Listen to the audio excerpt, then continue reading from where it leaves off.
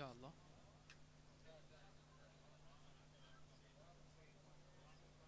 زاهر.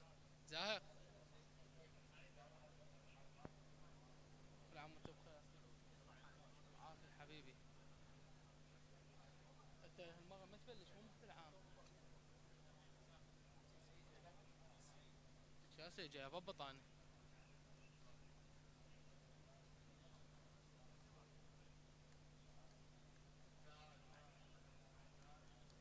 يا الله.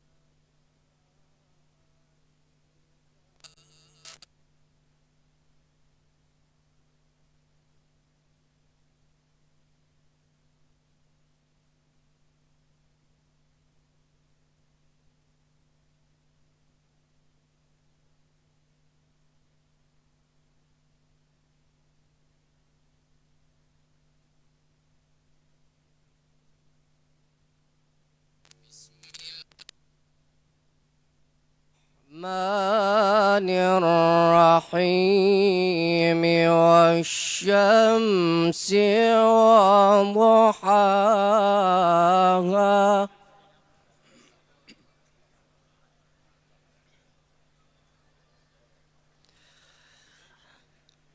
والقمر إذا تلاها والنهار إذا جلاها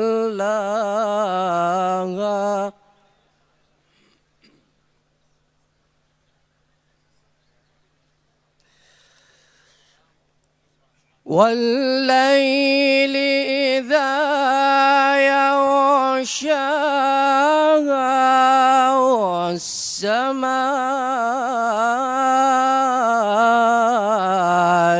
وما بناها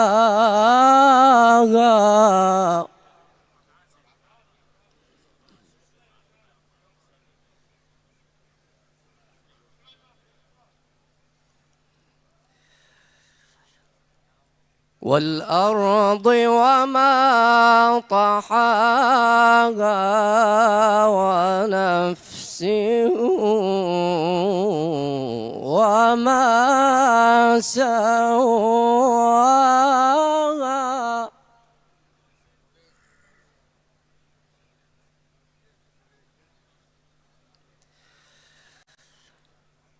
بسم الله الرحمن الرحيم والضحى والليل إذا سجى ما ودعك ربك وما قلى وللآخرة خير لك من الأولى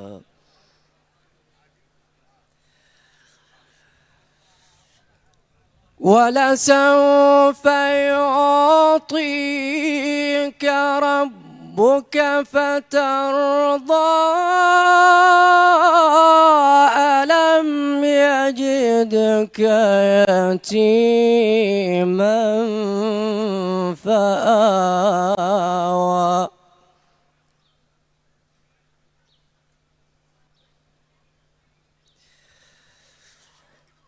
ووجدك ضالا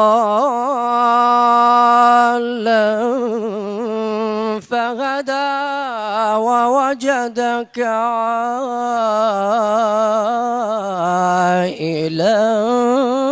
فأغنى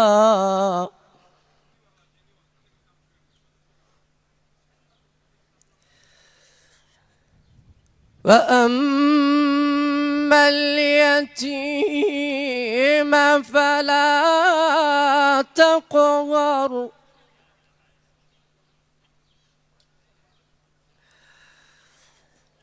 وأما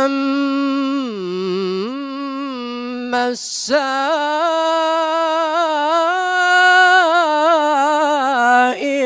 فلا تنهر وأما بنعمة ربك فحدث صدق الله العلي العظيم. طيبوا أفواهكم بالصلاة على محمد وآل محمد.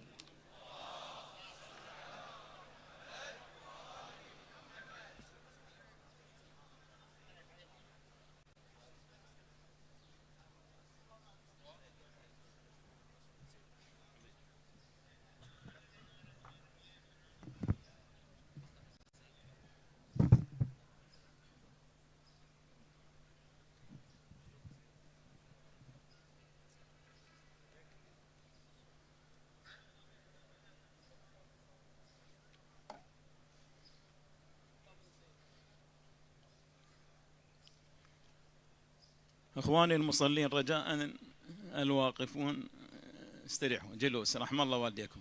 دعاء بعدها الصلاة إن شاء الله. الله يتقبل من الجميع. أعوذ بالله من الشيطان الرجيم. بسم الله الرحمن الرحيم.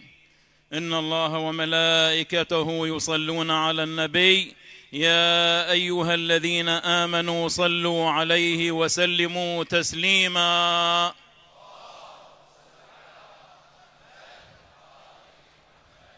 نهنئكم بعيد الفطر المبارك. أسعد الله أيامكم بكل خير وأعاده الله سبحانه وتعالى علينا وعليكم بالخير واليمن والبركات بحق محمد وآل محمد.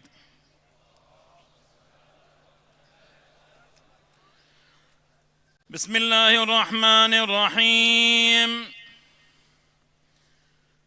اللهم من تهيأ في هذا اليوم أو تعبأ وأعد واستعد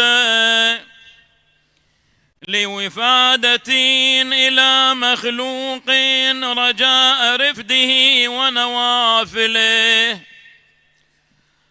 وفواضله وعطاياه، فإن إليك يا سيدي تهيئتي وتعبئتي وإعدادي واستعدادي رجاء رفدك وجوائزك ونوافلك وفواضلك وفضائلك وعطاياك. وقد غدوت إلى عيد من أعياد أمة نبيك محمد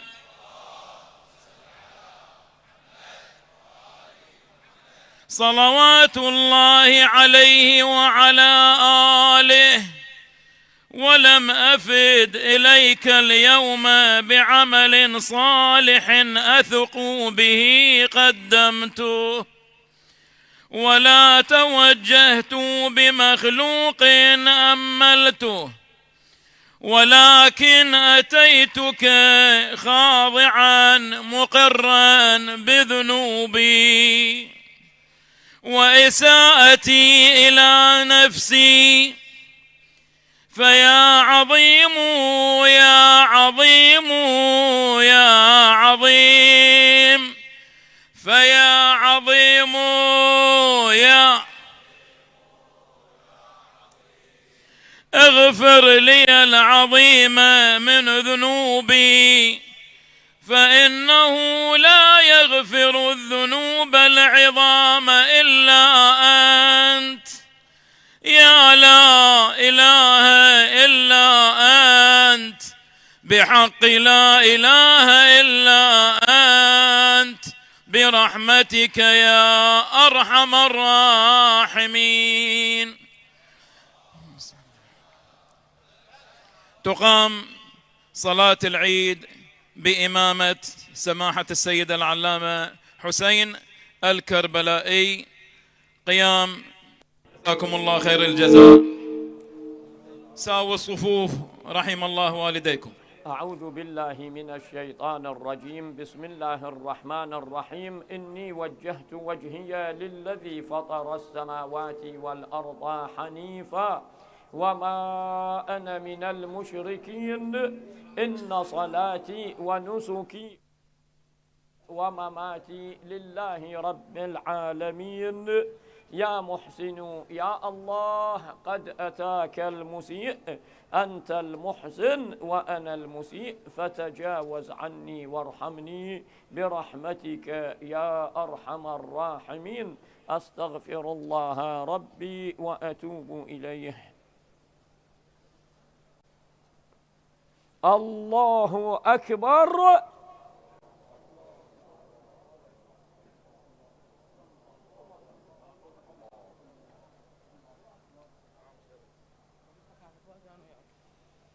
بسم الله الرحمن الرحيم.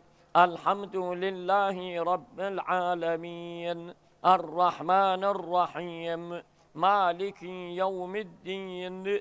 إياك نعبد وإياك نستعين.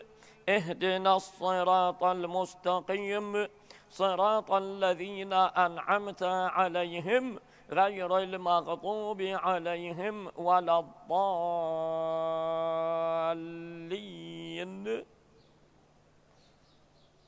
بسم الله الرحمن الرحيم. سبح اسم ربك الأعلى الذي خلق فسوى والذي قدر فهدى والذي أخرج المرعى فجعله غثاء أحوى.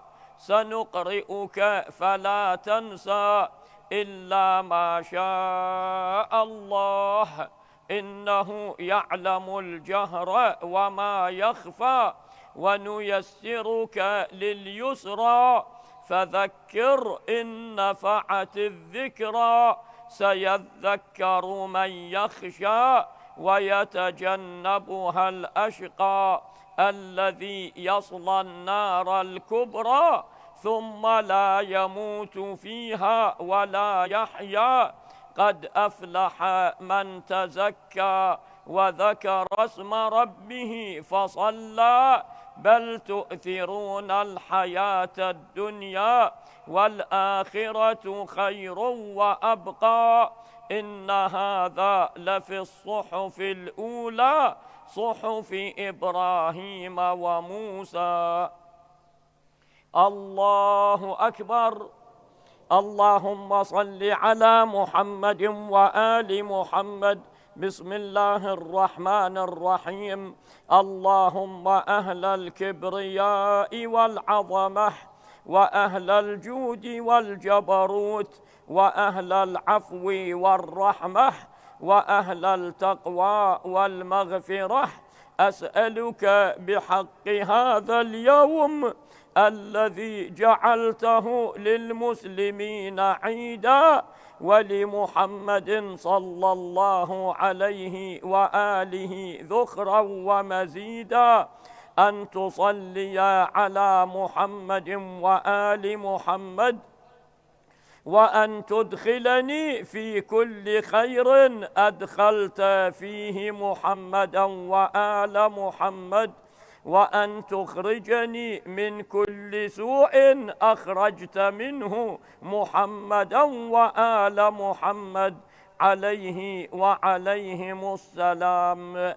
اللهم إني أسألك خير ما سألك عبادك الصالحون، وأعوذ بك مما استعاذ منه عبادك المخلصون. الله أكبر.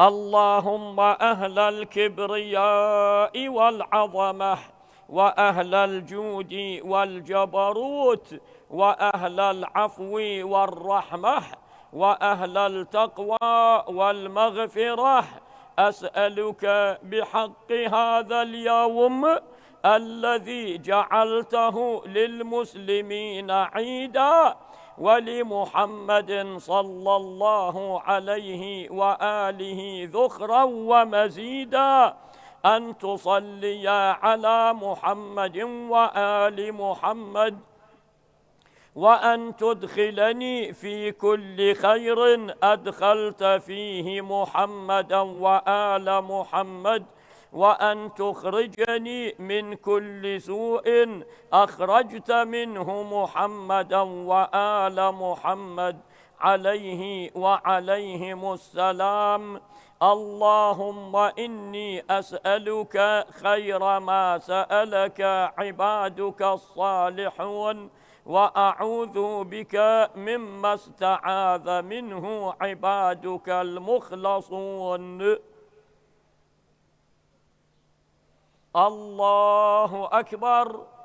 اللهم أهل الكبرياء والعظمة وأهل الجود والجبروت وأهل العفو والرحمة وأهل التقوى والمغفرة، أسألك بحق هذا اليوم الذي جعلته للمسلمين عيدا ولمحمد صلى الله عليه وآله ذخرا ومزيدا، أن تصلي على محمد وآل محمد، وأن تدخلني في كل خير أدخلت فيه محمدا وآل محمد، وأن تخرجني من كل سوء أخرجت منه محمدا وآل محمد عليه وعليهم السلام. اللهم إني أسألك خير ما سألك عبادك الصالحون، وأعوذ بك مما استعاذ منه عبادك المخلصون. الله أكبر. اللهم أهل الكبرياء والعظمة وأهل الجود والجبروت وأهل العفو والرحمة وأهل التقوى والمغفرة، أسألك بحق هذا اليوم الذي جعلته للمسلمين عيدا ولمحمد صلى الله عليه وآله ذخرا ومزيدا، أن تصلي على محمد وآل محمد، وأن تدخلني في كل خير أدخلت فيه محمدا وآل محمد، وأن تخرجني من كل سوء أخرجت منه محمدا وآل محمد عليه وعليهم السلام. اللهم إني أسألك خير ما سألك عبادك الصالحون، وأعوذ بك مما استعاذ منه عبادك المخلصون. الله أكبر. اللهم أهل الكبرياء والعظمة وأهل الجود والجبروت وأهل العفو والرحمة وأهل التقوى والمغفرة، أسألك بحق هذا اليوم الذي جعلته للمسلمين عيدا ولمحمد صلى الله عليه وآله ذخرا ومزيدا، أن تصلي على محمد وآل محمد، وأن تدخلني في كل خير أدخلت فيه محمدا وآل محمد، وأن تخرجني من كل سوء أخرجت منه محمدا وآل محمد عليه وعليهم السلام. اللهم إني أسألك خير ما سألك عبادك الصالحون، وأعوذ بك مما استعاذ منه عبادك المخلصون. الله أكبر. سبحان الله سبحان الله سبحان الله سبحان ربي العظيم وبحمده. اللهم صل على محمد وآل محمد. سمع الله لمن حمده. الله أكبر. سبحان الله سبحان الله سبحان الله سبحان ربي الأعلى وبحمده. الله أكبر. أستغفر الله ربي وأتوب إليه. سبحان الله سبحان الله سبحان الله سبحان ربي الأعلى وبحمده. اللهم صل على محمد وآل محمد. الله أكبر. بحول الله وقوته أقوم وأقعد. بسم الله الرحمن الرحيم. الحمد لله رب العالمين، الرحمن الرحيم، مالك يوم الدين، إياك نعبد وإياك نستعين، اهدنا الصراط المستقيم، صراط الذين أنعمت عليهم غير المغضوب عليهم ولا الضالين.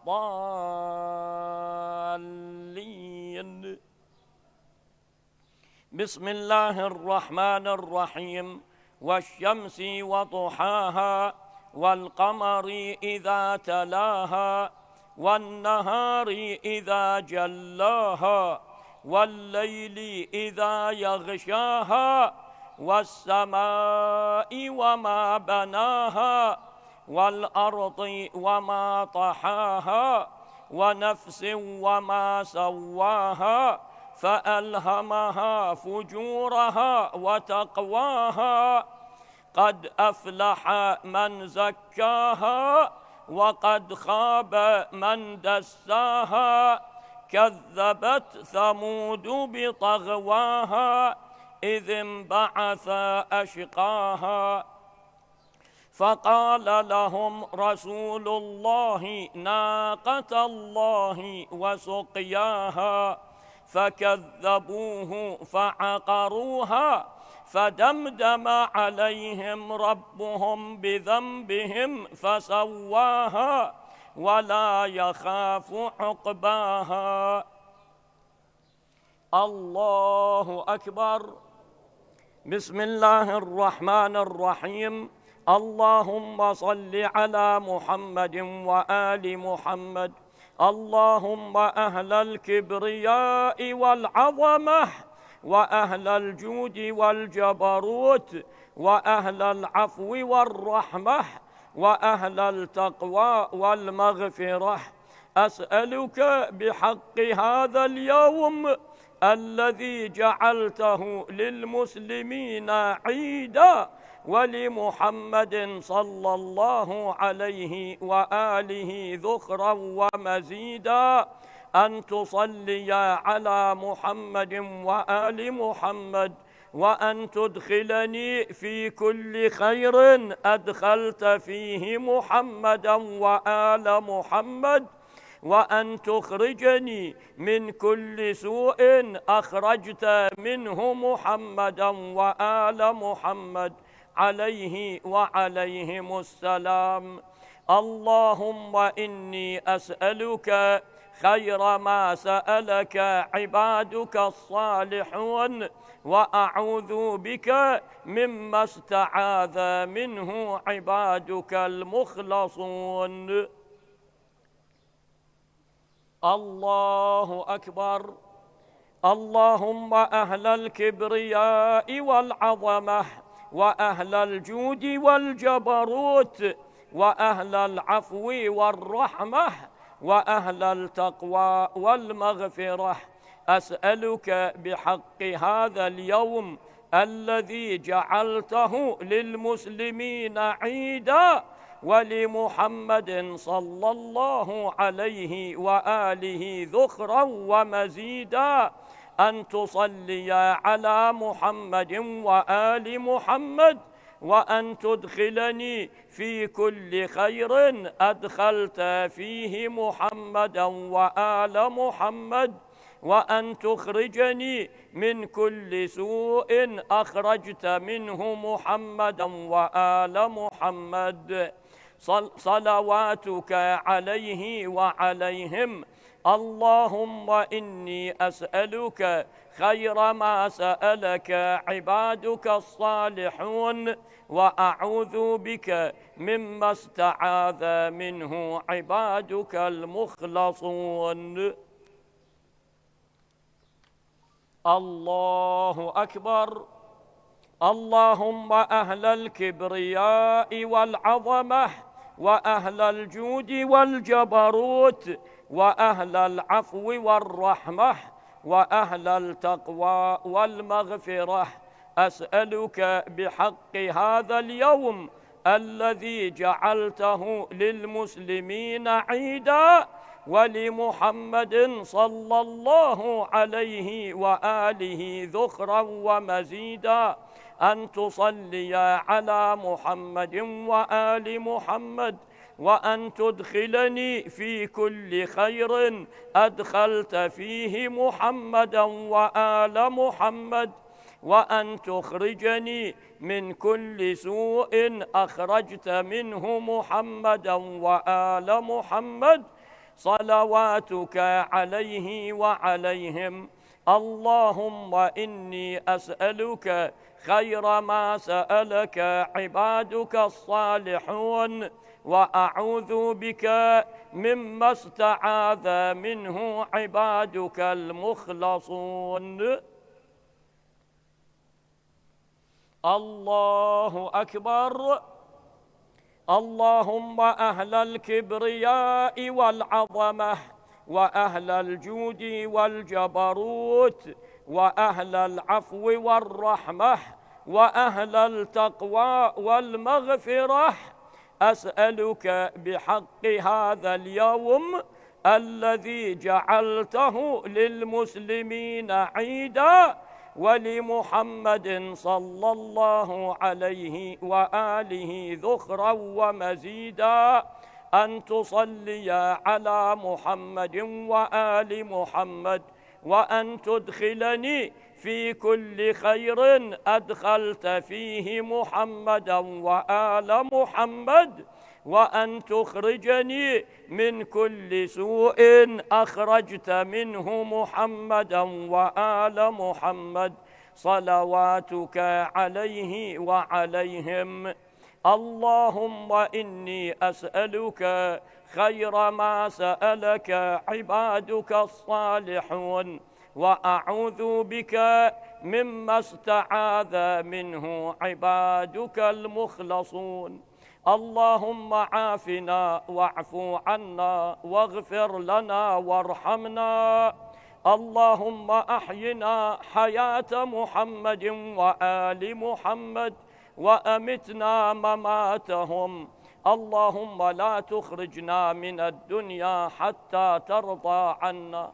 اللهم خذ بأيدينا لما يرضيك، وجنبنا ما لا يرضيك. إلهي إليك توجهنا، إليك مددنا أيدينا، منك طلبنا حوائجنا. اللهم اكفنا ما أهمنا من أمر ديننا ودنيانا. اللهم لا تجعل الدنيا أكبر همنا ولا مبلغ علمنا. اللهم اجعل نصيبنا من كل خير تمنحه لعبادك في هذا اليوم. اللهم لا تردنا خائبين، اللهم لا تردنا خائبين. اللهم إلهي كيف نصدر عن بابك بخيبة منك وقد قصدناه على ثقة بك؟ اللهم عافنا واعف عنا. اللهم افعل بنا ما أنت أهله، ولا تفعل بنا ما نحن أهله برحمتك يا أرحم الراحمين. اللهم صل على محمد وآل محمد. الله أكبر. سبحان الله سبحان الله سبحان الله، سبحان ربي العظيم وبحمده. اللهم صل على محمد وآل محمد. سمع الله لمن حمده. الله أكبر. سبحان الله سبحان الله سبحان الله، سبحان ربي الأعلى وبحمده. الله أكبر. أستغفر الله ربي وأتوب إليه. سبحان الله سبحان الله سبحان الله، سبحان ربي الأعلى وبحمده. اللهم صل على محمد وآل محمد. اللهم إني أسألك الراحة عند الموت، والمغفرة بعد الموت، والعفو عند الحساب. الله أكبر. أستغفر الله ربي وأتوب إليه. الحمد لله. أشهد أن لا إله إلا الله وحده لا شريك له، وأشهد أن محمدًا عبده ورسوله. اللهم صل على محمد وآل محمد. السلام عليك أيها النبي ورحمة الله وبركاته. السلام علينا وعلى عباد الله الصالحين. السلام عليكم ورحمة الله وبركاته. الله أكبر الله أكبر الله أكبر. أفلح من صلى على محمد وآل محمد.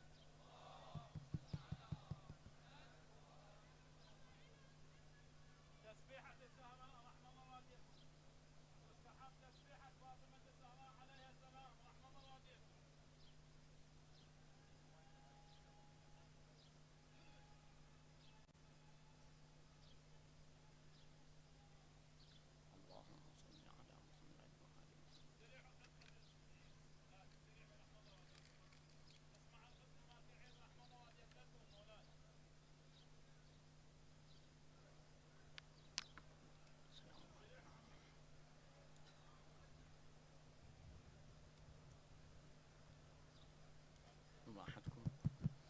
اللهم صل على محمد وآل محمد. بسم الله الرحمن الرحيم. الحمد لله أحمده وأستعينه وأؤمن به وأتوكل عليه، وأشهد أن لا إله إلا الله وحده لا شريك له فردا صمدا، لم يتخذ صاحبة ولا ولدا، وأشهد أن محمدا عبده ورسوله أرسله على فترة من الرسل وانقطاع من الوحي، فصدع بوحيه وجلى غمرات الظلم بنوره حتى أنار الإسلام ووضحت الأحكام، فصلى الله عليه وعلى آله الطيبين الطاهرين أوصياء الله وحججه على بريته. أوصيكم عباد الله بتقوى الله والاعتصام بوثائق عراها والمواظبة على رعايتها قبل أن يحال بينكم وبينها بانقطاع الآجال ودنو من الانتقال. في هذا اليوم الأغر، يوم العيد، نتوجه إليكم بالتبريك ونسأل من الله تعالى أن يوفقكم لصالح الأعمال. نقرأ هذه الرواية للاختصار لأن الوقت ضيق لا يسع أن نطيل عليكم. هذا اليوم طبعا يوم عيد، والعيد ليس كما تعلمون. نحن بالأمس استقبلنا، منذ أيام استقبلنا شهر رمضان. قبل شهر دخل علينا رمضان واستقبلناه، وبالأمس ودعناه مرتحلا عنا، وهو إما أن يكون شاهدا لنا أو يكون شاهدا علينا. فإذا كنا قد أطعنا الله وأدينا ما أراد الله فرمضان يشهد لنا، وإذا كنا والعياذ بالله قد عصيناه فيشهد علينا، يعني يكون ضدنا. وفي صبيحة هذا اليوم الأغر، يوم عيد الفطر المبارك، غدوتم إلى رب كريم. هذا اليوم يوم يظهر فيه المسلمون ذكر الله وتعظيمه والثناء عليه، كما قال عز من قائل: ولتكبروا الله ولتكملوا العدة ولتكبروا الله على ما هداكم ولعلكم تشكرون. هذا اليوم يوم فرح وسرور بعبادة الرب الغفور، وليس هذا اليوم ليس يوم تحلل من قيود الشرع، ولا يوم طي لبساط العبادة، ولا يوم هدم لبناء الأعمال. إذن فلنحذر من أن نبارز الله بالعصيان في هذا اليوم وفي غيره من الأيام. اعتصموا بحبل الله واطمئنوا بقربكم من الله تعالى، فمن كان مع الله كان الله معه.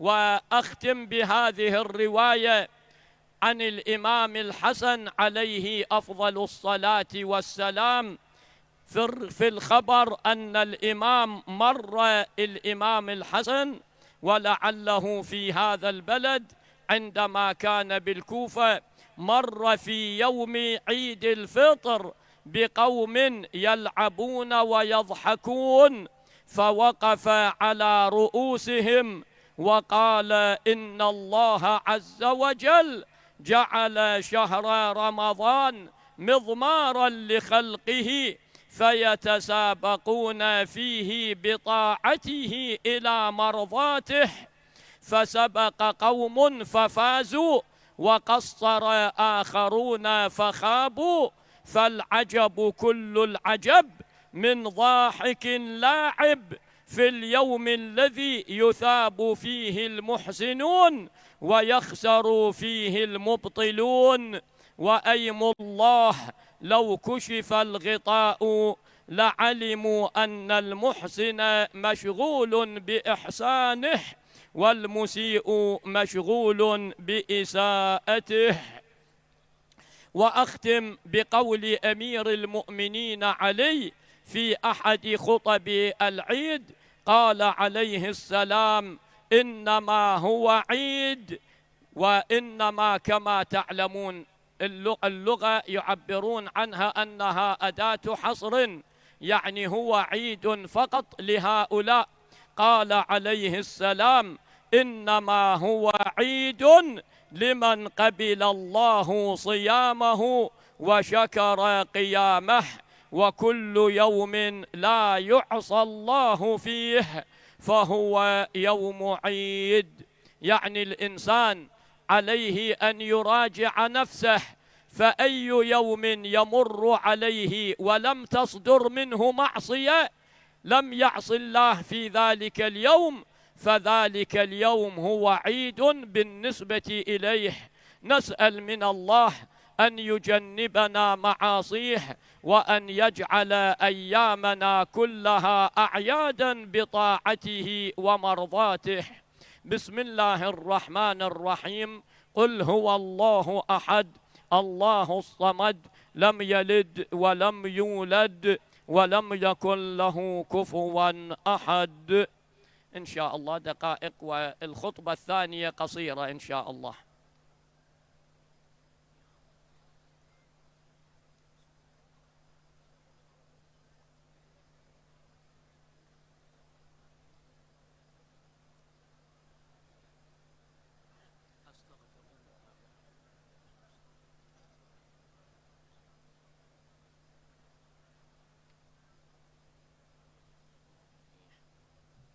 صلوا على محمد وآل محمد.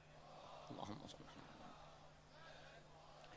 بسم الله الرحمن الرحيم. الحمد لله كثيرا، والله أكبر كبيرا، وسبحان الله بكرة وأصيلا.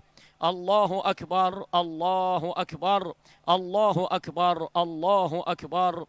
وأشهد أن لا إله إلا الله وحده لا شريك له تعظيما لشأنه، وأشهد أن محمدا عبده ورسوله الداعي إلى رضوانه.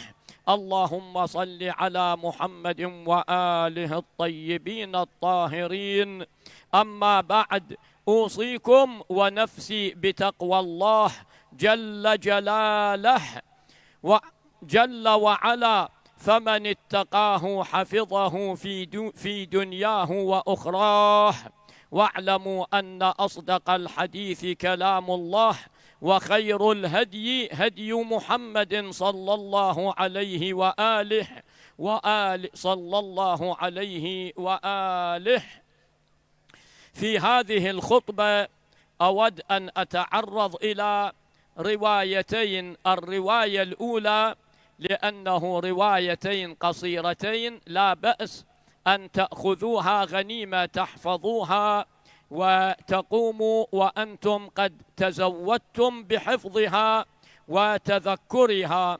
الرواية الأولى رواها الفضل بن شاذان في كتابه الروضة في فضائل أمير المؤمنين. الرواية عن الإمام الصادق عليه السلام، قال عليه السلام: ولايتي لعلي بن أبي طالب أحب إلي من ولادتي منه، لأن ولايتي لعلي فرض وولادتي منه فضل. وهذا الحديث واضح أن الإمام يقول: أنا أفتخر بولائي لعلي أكثر مما أفتخر بانتسابي له، بأني ولدت منه. لماذا؟ أعيد الحديث. قال: ولايتي، هذا قول الإمام الصادق عليه السلام، ولايتي لعلي بن أبي طالب أحب إلي من ولادتي منه. يعني أنا أفتخر بأني موالي لعلي، بأني أسير على نهجه، أتبع نهج علي، فهذا مفخر وهذا مورد للافتخار أكثر من أن أكون أو أكثر من افتخاري بانتسابي له، بأني ولدت منه.